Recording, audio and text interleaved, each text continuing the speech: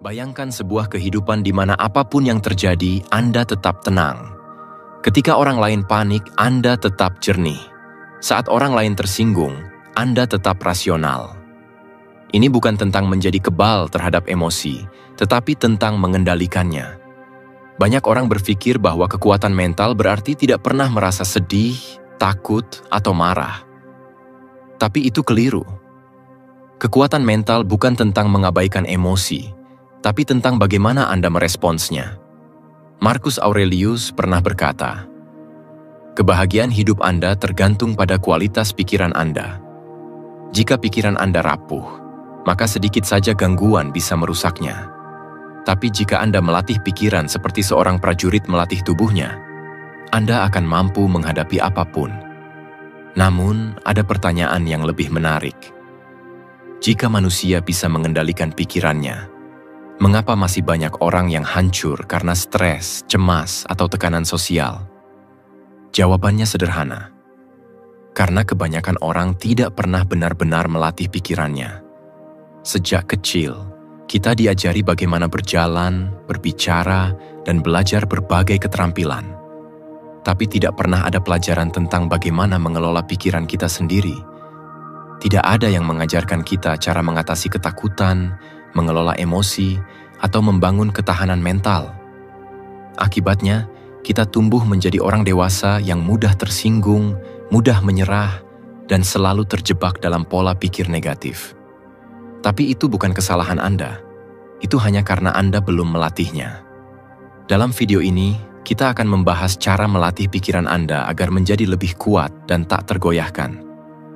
Kita akan membahas teknik dari stoikisme, psikologi, dan sains untuk membantu Anda mengendalikan emosi, membangun ketahanan mental, dan mengatasi segala rintangan hidup.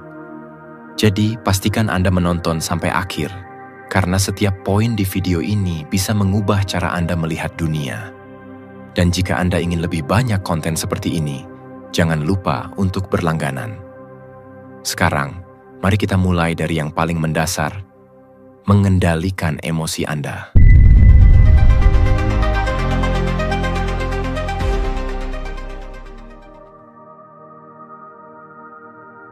Poin pertama, kendalikan emosi Anda.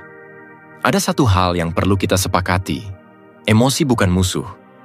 Dia adalah bagian dari kita, seperti detak jantung yang terus bekerja tanpa kita sadari.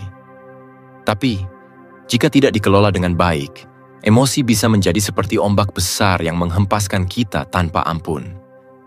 Pernahkah kamu merasa marah hanya karena seseorang memotong antrean di depanmu? Atau kesal hanya karena pesanmu tidak segera dibalas? Kita semua pernah mengalami hal itu.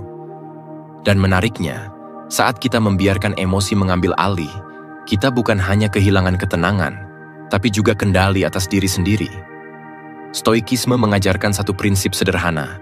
Kita tidak bisa mengendalikan dunia luar, tapi kita selalu punya kuasa atas bagaimana kita meresponsnya. Marcus Aurelius mengatakan, "Kebahagiaan hidupmu bergantung pada kualitas pikiranmu." Artinya apapun yang terjadi, kitalah yang menentukan apakah itu akan menghancurkan kita atau justru menguatkan kita.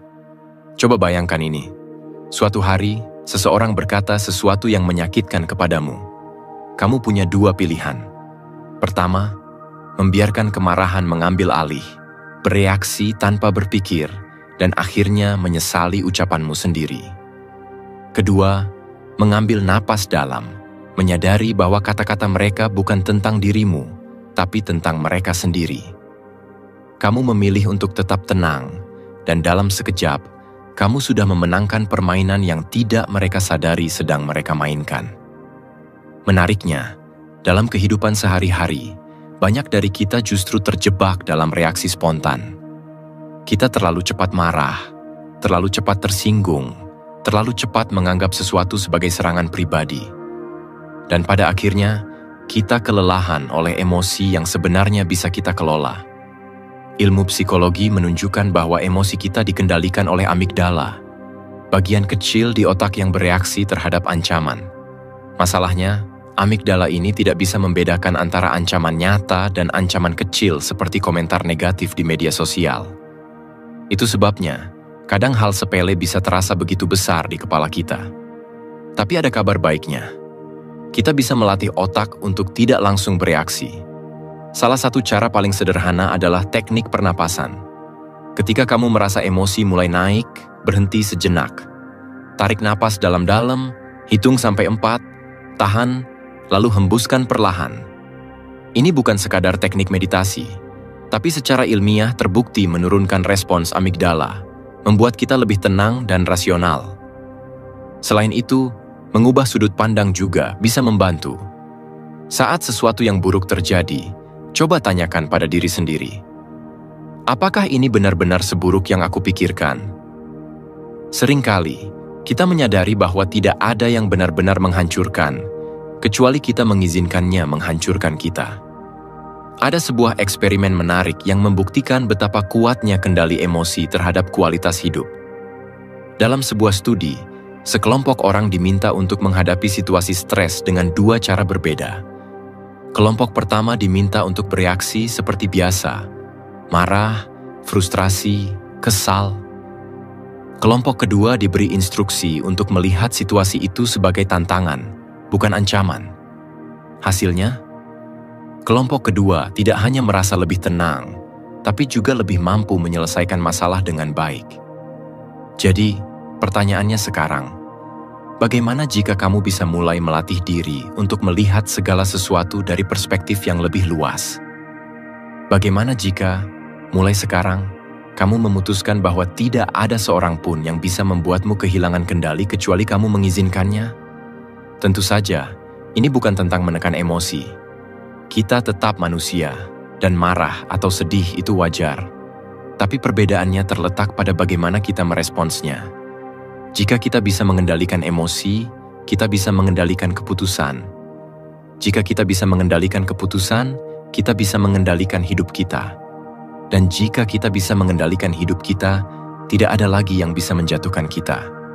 Kita tidak selalu bisa memilih apa yang terjadi pada kita, tapi kita selalu bisa memilih bagaimana kita menghadapinya. Poin kedua, bangun ketahanan mental. Pernahkah kamu merasa seperti dunia sedang mengujimu? Seolah-olah setiap tantangan yang datang bertujuan untuk melihat seberapa jauh kamu bisa bertahan sebelum akhirnya menyerah? Ketahanan mental bukan hanya tentang menjadi kuat, tetapi tentang bagaimana kamu bangkit kembali setiap kali jatuh. Bayangkan suatu hari kamu menghadapi kegagalan besar, mungkin di pekerjaan, hubungan, atau sesuatu yang sangat kamu impikan. Ada 2 kemungkinan yang bisa terjadi. Pertama, kamu tenggelam dalam rasa kecewa, membiarkan pikiran negatif menguasai, merasa seolah dunia tidak adil. Kedua, kamu melihat kegagalan itu sebagai kesempatan untuk belajar, memahami apa yang salah, dan menggunakan pengalaman itu sebagai batu loncatan. Kebanyakan orang akan mengatakan bahwa pilihan kedua terdengar lebih baik. Tapi pada kenyataannya, tidak semua orang bisa melakukannya. Kenapa? Karena membangun ketahanan mental bukan hanya soal keinginan, tetapi soal latihan yang konsisten. Seperti yang dibahas sebelumnya, Stoikisme mengajarkan kita bahwa bukan peristiwa yang menyakiti kita, melainkan cara kita memandangnya. Epictetus pernah berkata, orang bukan terganggu oleh kejadian-kejadian, tetapi oleh pendapat mereka tentang kejadian-kejadian itu. Ini berarti, ketika sesuatu yang buruk terjadi, kitalah yang menentukan apakah itu akan melemahkan kita, atau justru membuat kita lebih kuat. Ketahanan mental adalah tentang bagaimana kita menanggapi tekanan, kesulitan, dan kegagalan. Seseorang yang memiliki ketahanan mental yang tinggi, tidak hanya mampu bertahan dalam situasi sulit, tetapi juga mampu tetap berpikir jernih dan mengambil keputusan yang rasional. Pernahkah kamu memperhatikan bagaimana beberapa orang tetap tenang di tengah kekacauan, sementara yang lain panik? Itu bukan hanya soal kepribadian, tetapi juga latihan mental. Ketahanan mental bukan tentang tidak memiliki emosi, tetapi tentang mengendalikannya. Tentang mengetahui kapan harus beristirahat, kapan harus melangkah maju, dan kapan harus menerima keadaan tanpa kehilangan kendali atas diri sendiri. Dan inilah yang menarik. Ketahanan mental tidak selalu berarti menghadapi segalanya sendirian. Ada orang yang berpikir bahwa menjadi kuat berarti tidak boleh menunjukkan kelemahan, padahal justru sebaliknya. Orang yang benar-benar kuat adalah mereka yang tahu kapan harus meminta bantuan, kapan harus berbicara, dan kapan harus mengandalkan orang lain. Tapi tentu saja, ada batasannya. Terlalu bergantung pada orang lain bisa membuat seseorang kehilangan kemandirian. Seperti yang kita bahas sebelumnya, lingkungan sosial yang terlalu suportif kadang bisa menjadi pedang bermata dua.